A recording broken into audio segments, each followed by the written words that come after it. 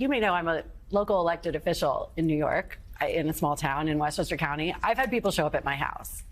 It's not a great feeling. No. And when you have people targeting your kids and your family, I personally think it's a line too far. Of course, they have the right of assembly and freedom to protest. But, Mika's point about the polls are this.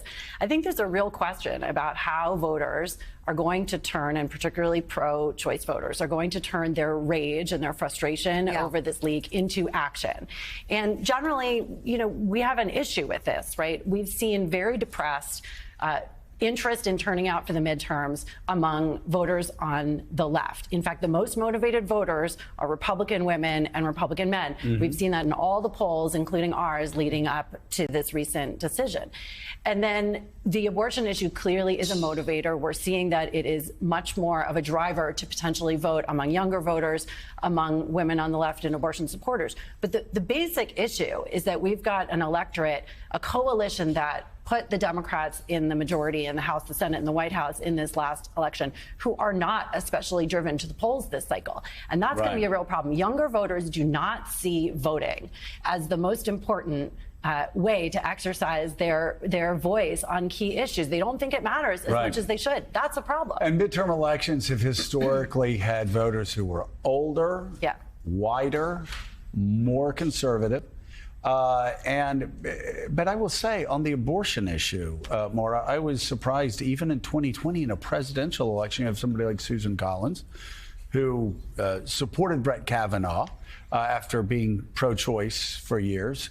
And not only that, had a fundraiser with the head of the Federalist Society, really embraced the Federalist Society and that wing of the party. I did not think she was going to survive her election in Maine.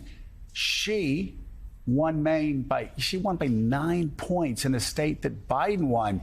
And there's no evidence that the abortion issue had any impact on her race or any other race. That's all true, Joe. I think the question now is whether the anticipation that the Supreme Court will, in fact, overturn Roe v. Wade outright might change that calculus. Right. Nobody really knows, of course, until Election Day and primary day, frankly, as well. But I think there are some signs, at least in congressional primaries here in New York, for example, and in the region, that the mood has shifted, that Democrats are awake, and I think realizing that more is at stake than they may have thought.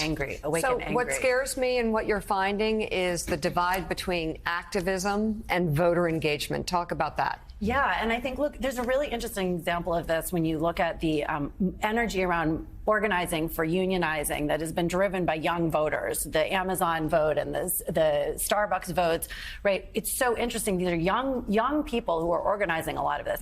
But then when the polls, the Harvard IOP, other polls, ours, ask, do you think that, do you see voting and elections as critical to progressing social movements? They basically say no. So there's this real disconnect. And younger voters, which were so key in the last two cycles, the question is, do they think their votes matter if they're not seeing the results after the elections immediately that they want? It doesn't work that way. It's a long game, but that's going to be a problem. Well, there's also a disconnect, right, between what the Democratic Party leadership is concerned about and is prioritizing, which is often issues that play well in suburban areas of the country, and what students might want, student debt relief. The list is long. And so there is a disconnect in terms of the agenda with voters. And I think also there are a lot of young people across the country who are very frustrated by what they see as the structural advantage that Republicans have. So if you're a young person voting in New York, your vote isn't as worthwhile necessarily in every election as somebody in Ohio. And that really can lead to some apathy. So, Eddie, we know about the historical challenges of a president in his first term. The midterms usually go badly. A lot of challenges here with inflation and other things for Democrats. Where do you think Democrats should be focused? What could motivate some of these voters to come out? Our republic is in crisis. Democracy is on the ballot. That we can read this in terms of the traditional trends of our politics. We could talk about what happened prior. What's the standard common sense around midterm elections. Pick your battle. But we are in a moment where the very republic is at stake. And young folk have to understand that. You know, that doesn't sell for some reason. Because I'm serious, because what I found is that's mind-blowing. The things that enrage me, the things that scare the hell out of me, the things that I'm worried about day in and day out, does not drive voters. I've seen one poll after another poll after another poll. And if I talk about Madisonian democracy being challenged, even to try to relate to these voters who might say, okay, yeah, let's. If we talk about him, Trump using enemies of the people, using Stalinist language, right. You know, we talk Charlottesville. I mean, whatever you talk in these generalities about these crises that we're worried around the table. They just don't take show up and poll. Don't take our rights away. Yeah. And I think what's the and by the way, that may be the difference there. Right. And Mara's right. We don't know till Election Day, but I think we're in uncharted territory because think about it. Since 1968, we've really seen nothing but the expansion of individual rights across a whole bunch of different issues, not just abortion, but even gun rights, LGBT rights across the board. Individual freedom has grown over the last 50 years. That's for the majority of Americans today who are of voting age and beyond. You start taking things away. Look at the case of Obamacare. Americans do not want to lose what they have come to value and believe is part of their day-to-day lives. I think abortion is part of that.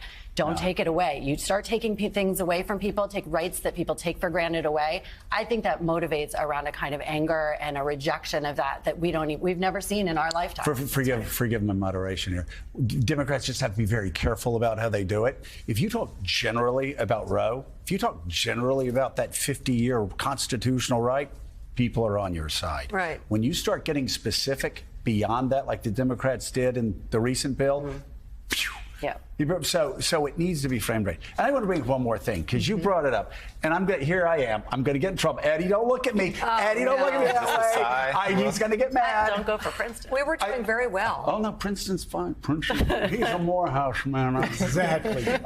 So you were talking about marching and the different young people saying, I want to march, I want to do this, not too sure. Unionize, I'm not sure I want to vote. I will say the former Republican in me, let me just throw this on the table.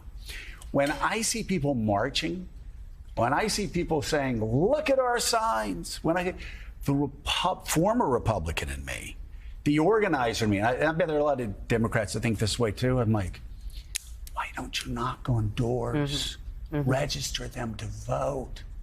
Tell them that you'll be back to drive them to the voting booth. Yeah. Why don't you get their phone number? Why don't you ask if you can plant a sign in their yard? Like, I would not be protesting outside of Kavanaugh's house. I would knock next door and I'd say, hey, listen, we've got a lot of things on today. Could I put a yard sign in your front yard? And are you interested in volunteering or whatever? Do you need a ride to the polls? This is going to be That's what I want to see. I mean, the marching, great. Hooray for our signs. But, man. Connect it to something. I always said, when people said you can never win, I said they don't have a choice. I'll drag them to the polls if I have to. That's right. I don't see that focus with some Democrats, Maura. I think that you could probably be a really excellent consultant for some Democratic...